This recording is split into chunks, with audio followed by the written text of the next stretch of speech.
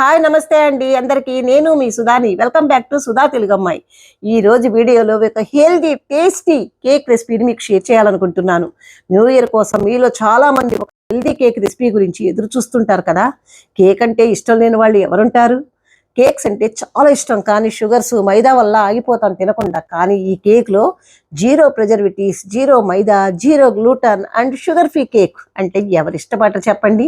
ఇవి ఎక్కడ దొరికితే ఎంత దూరమైనా వెళ్ళి తింటారు, కానీ ఇక అవసరమే లేదు. ఇప్పుడు నేను చూపించబోయే కేక్ గిల్ట్ ఫ్రీ కేక్. ఈ న్యూ ఇయర్కి హ్యాపీగా మీ ఫ్రెండ్స్ అందరితో కలిసి గిల్ట్ ఫ్రీ కేక్ని తినండి. మరి తినాలంటే ఈ న్యూ ఇయర్ కేక్ని మీరే స్వయంగా ఈ కేక్ని తయారు చేసి అందరిని సర్ప్రైజ్ చేయండి. జనరల్గా కేక్ అంటేనే చక్కెర మైదా, బరువు పెరుగుతుందనే భయం, తిన్నాక వచ్చే గిల్ట్. కానీ ఈ కేక్ తింటే భయం లేదు, గిల్ట్ లేదు, ఆరోగ్యానికి నష్టం లేదు. బరువు తగ్గే ప్రయత్నంలో ఉన్న వాళ్ళకి, పిల్లలకి జంక్ ఫుడ్ బదులుగా ఇవ్వాలనుకునే పేరెంట్స్కి, ఆరోగ్యంపై శ్రద్ధ ఉన్న ప్రతి ఒక్కరికి ఈ కేక్ ఒక బెస్ట్ ఆప్షన్. సరైన పదార్థాలు వాడితే కేకు కూడా ఆరోగ్యంగా మారుతుంది. రోజు కేకు తినమని కాదు, కానీ అప్పుడప్పుడు ఆరోగ్యకరంగా తీపి తినడం తప్పు కాదు. హెల్దీ వేలో కేక్ తయారు చేసుకోవాలంటే ఇది బెస్ట్ ఆప్షన్ అండి. ప్రాసెస్ చాలా ఈజీ, కొలతలు మాత్రం ఎగ్జాక్ట్గా చూసుకోండి. ఇందులోకి ఎటువంటి మైదా కానీ పంచదార కానీ అస్సలు వాడటం లేదండి. ఓన్లీ గోధుమ పిండి, కోకో షుగర్ ఫ్రీ డార్క్ చాక్లెట్ని మాత్రమే యూజ్ చేస్తున్నాం. అయినప్పటికీ టేస్ట్ అండ్ టెక్స్చర్ అయినా మనం మైదా పిండితో చేసిన స్పాంజ్ కేక్ లానే ఉంటుంది. చాలా చాలా టేస్టీగా ఉంటుంది, స్పంజీగా ఉంటుంది. గిల్ట్ ఫ్రీ కేక్ సీక్రెట్ రెసిపీని ఈరోజు మీతో షేర్ చేయాలనుకుంటున్నాను. మరి రండి, మరి చూసేయండి.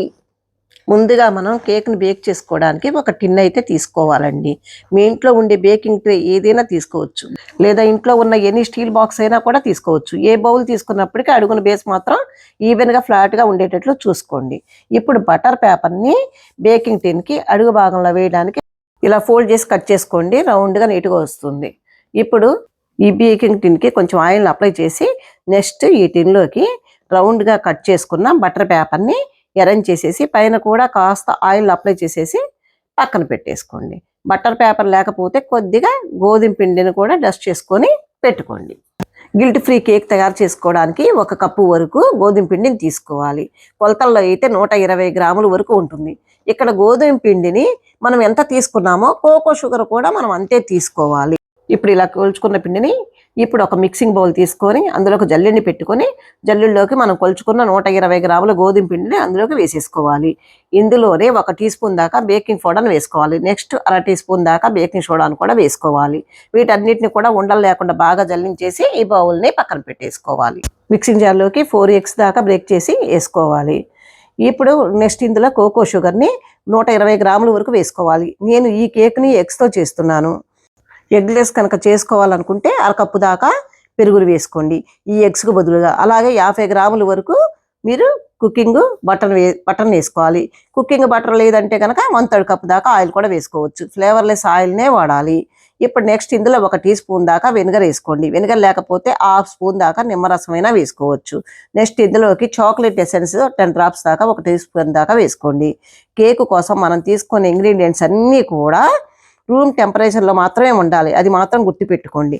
ఇప్పుడు వీటన్నిటినీ కూడా లో స్పీడ్లో బ్లెండ్ చేసుకొని వచ్చాను. మధ్యలో ఆపుతూ బ్లెండ్ చేయండి. ఇలా గ్రైండ్ చేసుకున్న క్రీమ్ని మనం ముందుగా రెడీగా పెట్టుకున్న దాంట్లో పిండిలోకి వేసేయాలి. వేసుకున్నాక కట్ అండ్ ఫోల్డ్ మెథడ్లో ఇలా స్పాచులా తీసుకొని మిక్స్ చేయండి.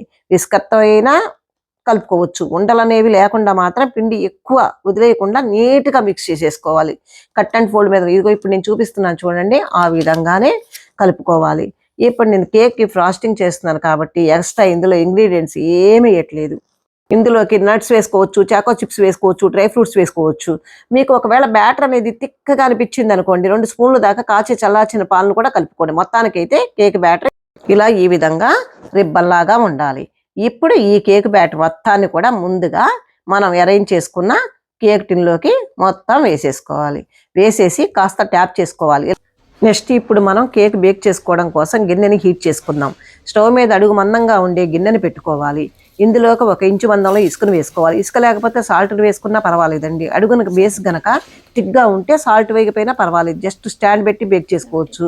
సాల్ట్ని కానీ ఇసుక కానీ వేసుకుంటే గిన్నె లోపల టెంపరేచర్ అంతా కూడా ఈవెన్గా ఉంటుంది. ఇసుక వేసుకున్నాక ఈవెన్గా ఇట్లా స్ప్రెడ్ చేయండి. మధ్యలోకి మనం ఇప్పుడు ఒక స్టాండ్ని కానీ గిన్నెని కానీ బోర్లించి ఒక 5 నిమిషాల పాటు మీడియం ఫ్లేమ్లో ప్రీహీట్ చేయాలి. ప్రీహీట్ చేసుకున్నాక 5 నిమిషాల పాటు ఈ ప్రీహీట్ చేసుకున్నాక గిన్నెలోకి మనం ముందుగా అరేంజ్ చేసి పెట్టుకున్న కేక్ టిన్ని సెంటర్లోకి పెట్టేసుకోవాలి. మూత పెట్టి పైన కూడా కాస్త వెయిట్ పెట్టండి, బయటికి హీట్ అనేది వెళ్ళిపోకుండా ఉంటుంది. ఇప్పుడు మంటని మీడియం ఫ్లేమ్లోనే 30 నుంచి 40 నిమిషాల పాటు బేక్ చేసుకోవాలి. ఓవెన్లో బేక్ చేసుకోవాలంటే మాత్రం 5 మినిట్స్ పాటు 170 డిగ్రీల దగ్గర ప్రీహీట్ చేసుకోండి. ఆ తర్వాత 40 నిమిషాల పాటు 170 డిగ్రీల దగ్గరే బేక్ చేసుకోండి. నేను ఒక 40 నిమిషాల తర్వాత ఇప్పుడు మీకు ఇది మూత తీసి చూపిస్తున్నాను. మీరు టూత్ పిక్ను కానీ లేదా నైఫ్ని కానీ గుచ్చితే ఏమి అంటుకోకుండా రావాలండి. అప్పుడు కేక్ అనేది పర్ఫెక్ట్గా బేక్ అయినట్టు. నాకు కాస్త అంటుకున్నట్లుగా అనిపించింది. మరొక 5 నిమిషాల పాటు ఫ్లేమ్లో బేక్ చేస్తున్నాను. కేక్ అనేది ఇంతసేపట్లోనే ఉడుకుతుంది అని మనం చెప్పలేము. మనం వేసే ఇంగ్రీడియంట్స్ని బట్టి క్వాంటిటీని బట్టి కూడా డిపెండ్ అయ్యి ఉంటుంది. 5 నిమిషాల తర్వాత మళ్ళీ చాక్తో చూస్తున్నాను. కేక్ చక్కగా పొంగింది, బేక్ అయిపోయింది కదా. ఇప్పుడు స్టవ్ ఆఫ్ చేసేసి ఈ కేక్ టిన్ని పక్కకు తీసేసేయండి. బయటికి తీసాక కేక్ అనేది కంప్లీట్గా చల్లారిపోవాలి. పూర్తిగా చల్లారిన తర్వాత మాత్రమే కేకుని మనం మోల్డ్ చేసుకోవాలి. ఇప్పుడు కేక్ చల్లారిన తర్వాత ఎడ్జెస్ని కాస్త స్క్రేప్ చేసి బోర్లిస్తే కేకు ఈ విధంగా డిమోల్డ్ అయిపోతుంది. కేక్ అనేది స్పంజీగా ఫ్లఫీగా ఎంత చక్కగా వచ్చిందో కదా. ఇప్పుడు కేక్ బేస్ రెడీ అయిపోయిందండి. కేక్ పై ఫ్రాస్టింగ్ కోసం చాక్లెట్ గనాష్ని తయారు చేసుకుందామండి. ముందుగా స్టవ్ మీద బౌల్ పెట్టి ఒక గ్లాస్ వాటర్ వేసుకోవాలి. బౌల్ పైన గిన్నె పెట్టుకొని డార్క్ చాక్లెట్ వేసుకోవాలి. 7-8 నిమిషాల పాటు లో ఫ్లేమ్లోనే మెల్ట్ చేయాలి. మెల్ట్ అయిన తర్వాత ఇందులోకి 75 గ్రాముల ఫుల్ క్రీమ్ మిల్క్ వేసుకోవాలి. చాక్లెట్ 150 గ్రాములు తీసుకుంటే అందులో హాఫ్ ఫుల్ మిల్క్ క్రీమ్ తీసుకోవాలి. అన్నీ మిక్స్ చేసుకున్న తర్వాత 50 grams cocoa sugar, 50 ml milk mix చేసేసుకొని ఇప్పుడు దాంట్లోకి కలుపుకోవాలి. ఇలా బాగా మిక్స్ అయిపోయినాక స్టవ్ ఆఫ్ చేసేసుకొని ఒక 5 నిమిషాల పాటు ఫ్రిడ్జ్లో పెట్టుకొని ఎప్పుడు ఫ్రాస్టింగ్ చేసుకోవడమే. మన టేస్ట్కి తగ్గట్టుగా డెకరేషన్ చేసుకోవచ్చు. న్యూ ఇయర్ కానీ, బర్త్డే కానీ, యానివర్సరీ కానీ థీమ్ని బట్టి చేసుకోవడమే. అమ్మో కేక్ అంటే ఇంత కష్టమా అనుకునే వాళ్ళు సింపుల్గా, అమ్మో ఇది చూస్తే ఇంత డిఫికల్ట్గా ఉందనుకునే వాళ్ళు కూడా చాలా ఈజీగా ఉండటం కోసం ఈ కేక్ని సింపుల్గా చూపించానండి. న్యూ ఇయర్కి మీరు కూడా తప్పకుండా ట్రై చేయండి.